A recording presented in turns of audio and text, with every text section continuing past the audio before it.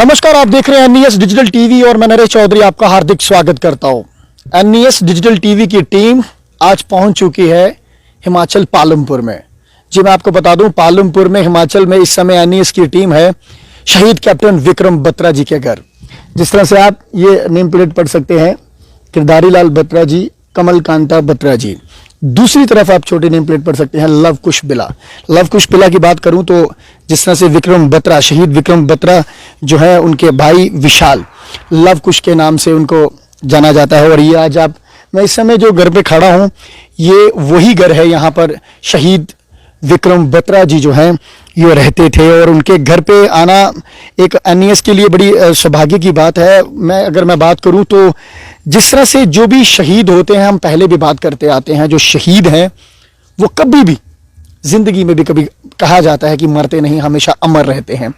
तो शहीद कैप्टन विक्रम बत्रा की अगर मैं बात करूं तो जिस तरह से आप सब जानते हैं, मुझे लग रहा है हमारे देश का बच्चा बच्चा शहीद कैप्टन विक्रम बत्रा को जानता है, क्योंकि विक्रम बत्रा वो विक्रम बत्रा जिन्होंने 1999 में कारगिल वार में विजय का सबसे बड़ा जो रोल अदा किया था, ये वो विक्रम बत्रा है। विक्रम बत्रा जी के घर पे आना हुआ आज एनईएस की टीम का। हमारी कोशिश होगी कि विक्रम बत्रा के फैमिली मेंबर्स के साथ बात हो। हमारी कोशिश होगी कि विक्रम बत्रा के पिताजी की कुछ बातें हों, कुछ ऐसी बातें जो कि अक्सर आपने विक्रम बत्रा की काफ़ी स्टोरीज जो हैं वो अलग अलग चैनल्स के माध्यम से आपने देखी हैं, पर कुछ ऐसी बात करेंगे जो थोड़ा अलग से हो कि अमूमन आपने अभी तक इतना ना सुना हो विक्रम बत्रा जी के बारे में।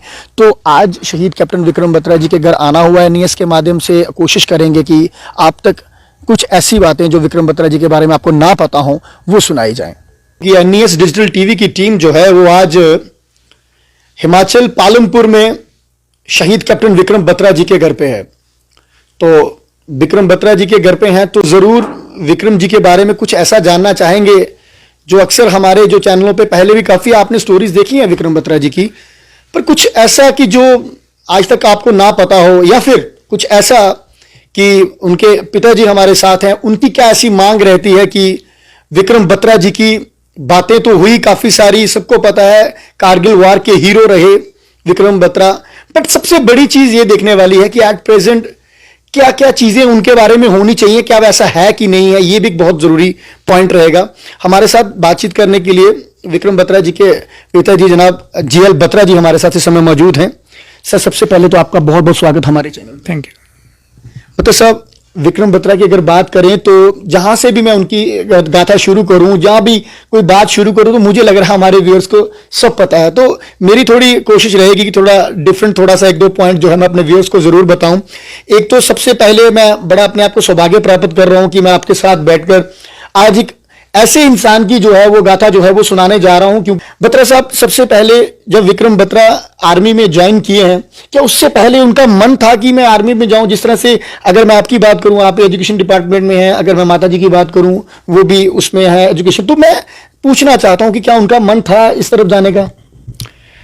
जी हाँ, देखिए बचपन से ही बड़े पेट्रियाटिक थे कि अक्सर बचपन में बच्चे अपने माता पिता से या दादा दादी नाना नानी से रात्रि में सोने से पूर्व ये आग्रह करते हैं कि उनको कोई कहानी सुनाएं। तो मैं हमेशा उनको जो है वीर पुरुषों की कहानियां सुनाता था, जैसे हमारे छत्रपति शिवाजी हैं, या महाराणा प्रताप हैं, सुभाष चंद्र बोस हैं, गुरु गोविंद सिंह जी हैं, उनके बच्चे हैं। तो ऐसे ऐसे वीर पुरुषों की कहानियां मैं अक्सर उनको सुनाया करता था और वो बहुत प्रभावित भी होते थे इससे। तो नॉर्मली होता ये है कि बच्चों का जो मस्तिष्क होता है काफ़ी कोमल होता है और उस पर जो एक छाप बन जाती है वो एक परमानेंट या स्थायी रूप में बन जाती है और वो आगे चल के उनके व्यक्तित्व का एक हिस्सा बन जाती है। तो बचपन से ही उनको जो है देश प्रेमी थे वो, और जब युवा हुए वो और चंडीगढ़ में उन्होंने अपनी पढ़ाई पूरी की, तो और जिस दौरान कर रहे थे, तो हालांकि जैसे कॉलेज में बच्चे जाते हैं तो उनको करियर की भी चिंता होती है कि अब करियर कैसे बनाना है। तो इस दौरान उन्होंने मर्चेंट के लिए भी ट्राई किया था, मर्चेंट नेवी के लिए, और उसमें वो सिलेक्ट भी हुए। 2 बार वो अकेले बॉम्बे गए, वहाँ जाकर के उन्होंने रिटन टेस्ट दिया, उसके बाद में फिर इंटरव्यू दिया एंड फाइनली वो बड़े अच्छे मार्क्स के साथ में वहाँ सिलेक्ट हुए। लेकिन चूंकि उनके मन मस्तिष्क में एक देश सेवा की और देश प्रेम की भावना थी, तो अंतिम समय में उन्होंने इनकार कर दिया जब जाने का समय आया कि मैं तो मर्चेंट में नहीं जाऊंगा, और उन्होंने ये निश्चित किया कि मैं आर्मी में कमीशन लूंगा और आर्मी में कमीशन लेकर के मैं अपने देश की सेवा करूंगा। बता साहब, एक चीज पूछना चाहूंगा, जब विक्रम जी वार पे जा रहे थे तो लास्ट जब छुट्टी पे थे तो कब मुलाकात हुई थी, घर पे कब मुलाकात हुई थी? देखिए, वार से कुछ दिन पूर्व वो हमारे पास 2-3 दिन के लिए आए थे। शायद ट्रांजिशन पीरियड था, वो कहीं गए हुए थे किसी ट्रेनिंग में, और जब वो कश्मीर वापस जाने लगे थे तो चूंकि पालमपुर रास्ते में ही पड़ता है, पठानकोट से होकर जाना पड़ता है, तो वो 2-3 दिन के लिए हमारे पास आए थे। लेकिन जब वो वापस चले गए तो उसके बाद में 5-7 दिन के बाद ही हमें टेलीफोन से उन्होंने बताया कि कारगिल वार छिड़ गई है, जिसका पहले भी कुछ आभास हो रहा था। तो हमारे यूनिट को वहाँ के लिए जो है हमारा पोस्टिंग कर दिया गया है, और मैं अपने यूनिट के साथ में द्रास और कारगिल के लिए जा रहा हूँ। ये दिल मांगे मोर की बात जब आती है तो, या फिर शेरशाह की बात आती है तो काफी सारी बातें निकलती हैं। ये दिल मांगे मोर उनका कोई कोड था, पर कोड के पीछे कुछ और भी था। कहते थे कि जब विक्रम बत्रा जी 5140 पोस्ट जब वो जीत चुके थे तो उसके बाद उनके जो ऑफिसर थे, सीनियर ऑफिसर जोशी जी, वो उनको ऑर्डर करते थे कि विक्रम जी आप आ जाइए। तो उनका एक कोड भी था, ये दिल मांगे मोर।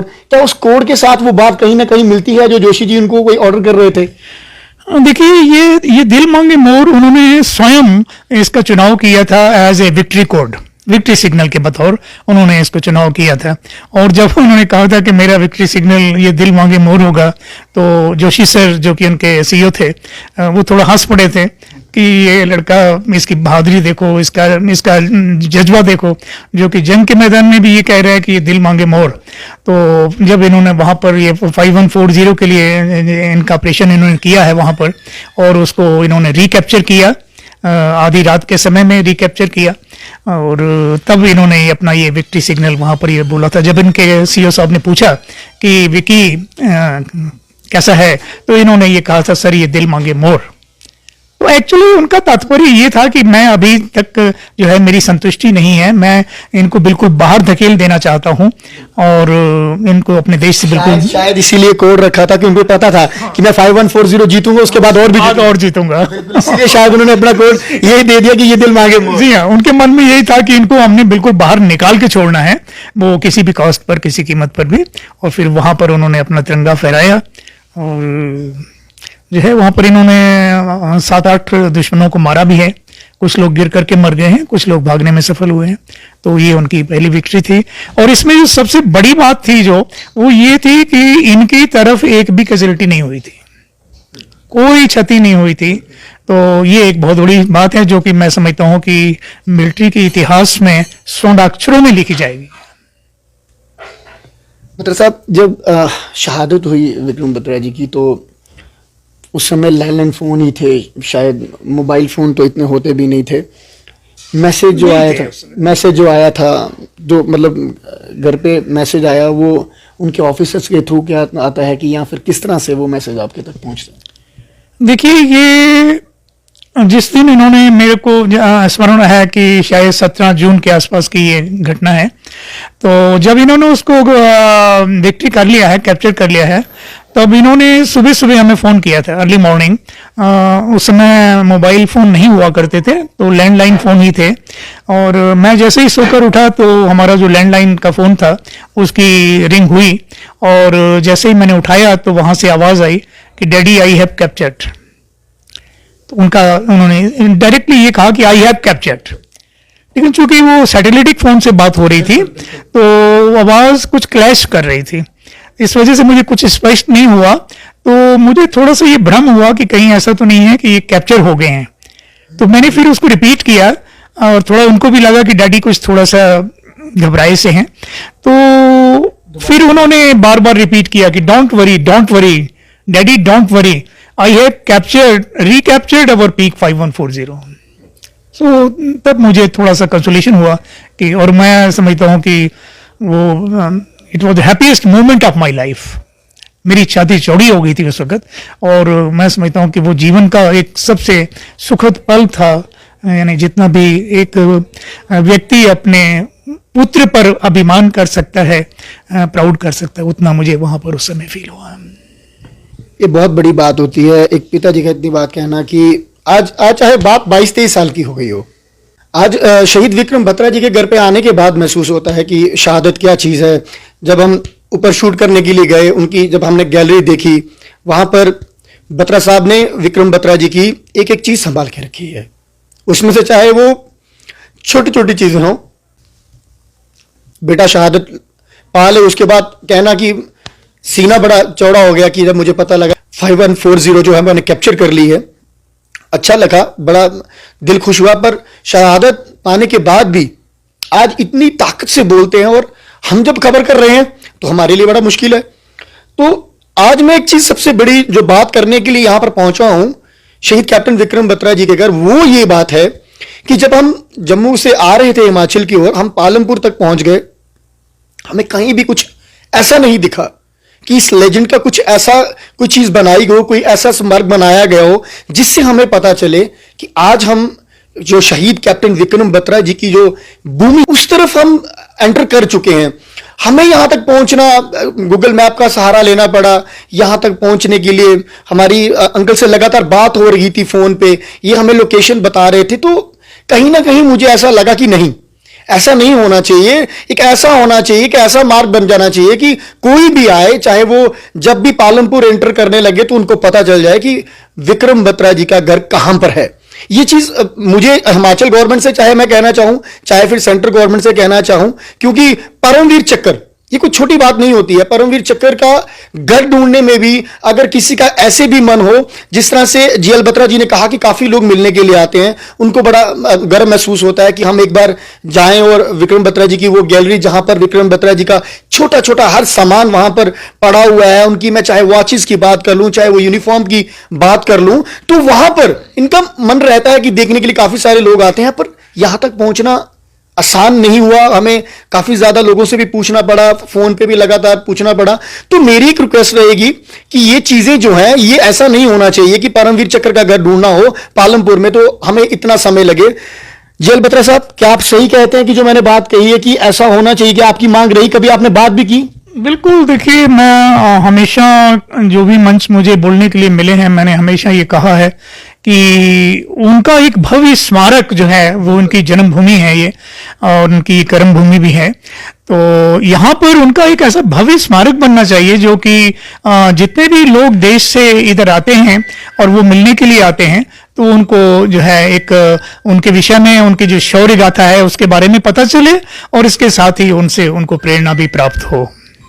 दूसरा एक चीज मैं कहना चाहता हूं, अगर पढ़ाई की बात करें तो बच्चों को काफी सारी चीजें पढ़ाई जाती हैं, अलग अलग बुक्स में बड़ी सारी गाथाएं भी लोगों की लिखी जाती हैं। क्या ऐसी कोई मांग रहेगी कि विक्रम बत्रा की बात, अगर मैं फिर दोहराना चाह रहा हूं, कश्मीर से लेकर कन्याकुमारी तक बात होती है, पर ऐसा कहीं भी नहीं देखा जाता कि कहीं बुक्स में उनकी कोई गाथा बनाई जाए जिससे हमारा यूथ इंस्पायर हो? इसके ऊपर आपका क्या कहना है? देखिए, ये भी बात जो है मैं अक्सर कहता रहा हूं कि जैसे हमारी जो आज़ादी पूर्व के जो हमारे शहीद हैं, जैसे भगत सिंह जी हैं या चंद्रशेखर आज़ाद हैं, ऐसे ऐसे शहीद हैं हमारे, तो उनकी जो गाथा है वो हमारी जो सोशल साइंसेस की बुक्स होती हैं उसमें उनकी ब्रीफ बायोपिक होती है, या कह लीजिए उनकी जो जीवन गाथा होती है। तो इसी तरह से ये जो हमारी आज़ादी के बाद के हैं, 1947 के बाद के, तो ये भी शहीद हैं, ये इनका भी उतना ही शहादत है, उतनी ही बलिदानी है। तो इनको भी उन पुस्तकों में स्थान मिलना चाहिए ताकि हमारी जो पीढ़ी है, फ्यूचर जनरेशन, उनको भी इनके बारे में पता चले और वो उनसे प्रेरणा प्राप्त कर सके। मतलब साहब, लास्ट में एक चीज पूछना चाहूंगा, क्या मैसेज देंगे आप यंग यूथ को, जो विक्रम बत्रा को कई सारे तो सोशल मीडिया पे भी काफी सारे लोग फॉलो करते हैं, उनकी पोस्टें हम देखते हैं काफी डलती हैं, क्या उनको क्या मैसेज देंगे? जो हमारा यंग यूथ है कहीं ना कहीं थोड़ी अपनी राह जो है भटकता हुआ नजर आ रहा है। देखिए, यूथ के लिए मेरा हमेशा से यही कहना है कि कैरेक्टरफुल बनिए। देखिए, हमारे बड़े बड़े, हमारी धरती में ऐसे ऐसे महापुरुष हुए हैं, कण कण में महापुरुष हुए हैं, है ना, सेंट्स हुए हैं, लीडर्स हुए हैं, रिवोल्यूशनिस्ट हुए हैं, है ना जी। तो जैसे विवेकानंद जी हैं, तो आप करेक्टर डेवलप कीजिए। हमारा करेक्टर जो है हमारे युवा का बहुत अच्छा और ऊंचे दर्जे का करेक्टर होना चाहिए, ऊंचे स्तर का करेक्टर होना चाहिए।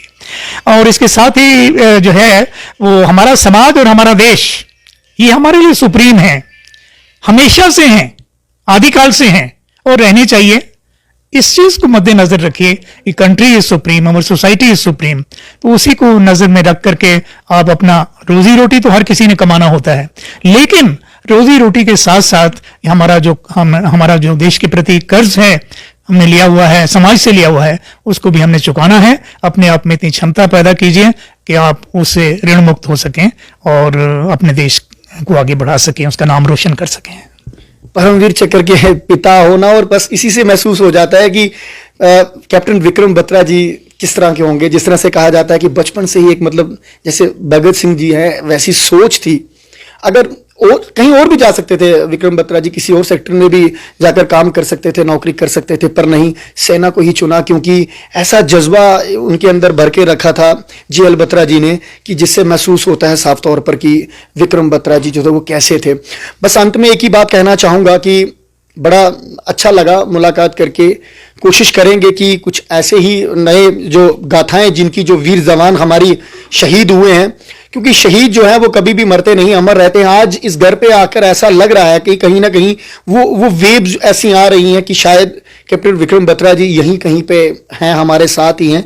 जिस तरह से ये बात करते हैं उस तरह से तो मुझे ऐसा ही लगता है कि कैप्टन विक्रम बत्रा जी कहीं ना कहीं इनके साथ ही हैं। बस आप हमारे साथ नई खबर के लिए यूं ही बने रहें, देखते रहें NES डिजिटल टीवी। जय हिंद, जय भारत, जय जम्मू।